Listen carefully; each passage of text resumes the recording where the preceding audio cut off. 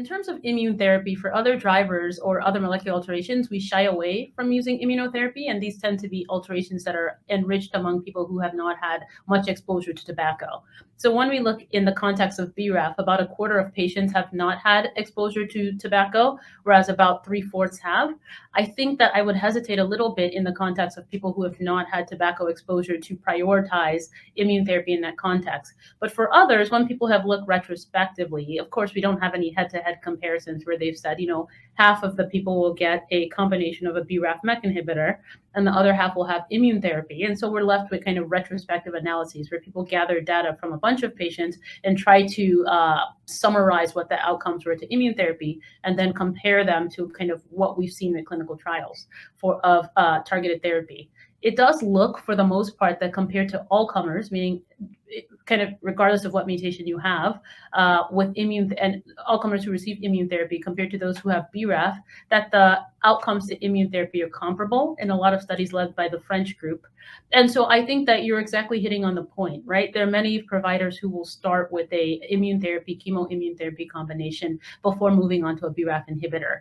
And that's why, the current trials that are running, the phase 2 trial of the Ankobini that I talked about, encorafenib binimetinib, as well as the dabrafenib trametinib trial, explored the efficacy both as a first-line therapeutic and also after chemotherapy. I think the key thing that they have all noted is that the efficacy doesn't change dramatically, and so we're seeing similar response rates and similar kind of median PFS. And so I don't think it is wrong to prioritize immune therapy and chemotherapy. I do want to point out, though, that we've seen in other drivers that when immune therapy lasts in your system for such a long time, that when you start a pill therapy, sometimes it enhances the toxicities associated with pill therapies.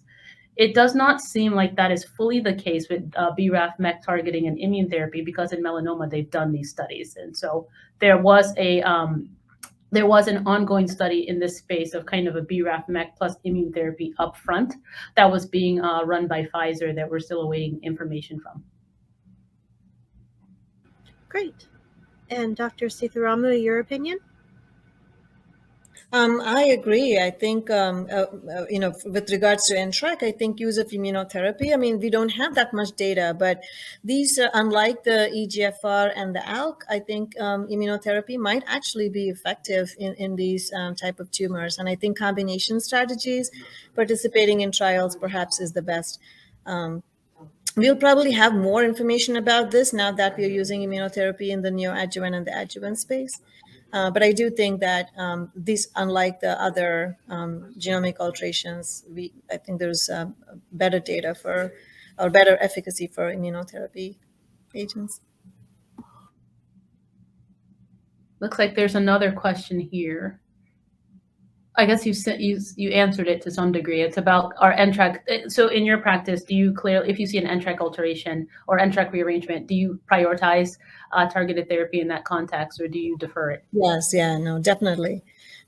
I think that is also what is recommended on the NCCN guidelines. And, with something that is close to 100% efficacy, I would not, think twice.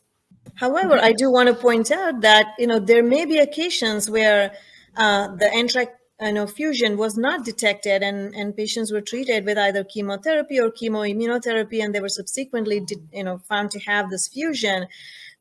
It's not wrong to treat with, if you didn't know about it, obviously you're not going to, treat that fusion. And again, in the studies that I showed, the phase 1 through 2 studies, patients who were previously treated with chemotherapy and other drugs responded equally well to the pills. So I wouldn't worry about it too much if I were to have been treated, if I had NTRK fusion and I were to be treated with something else previously.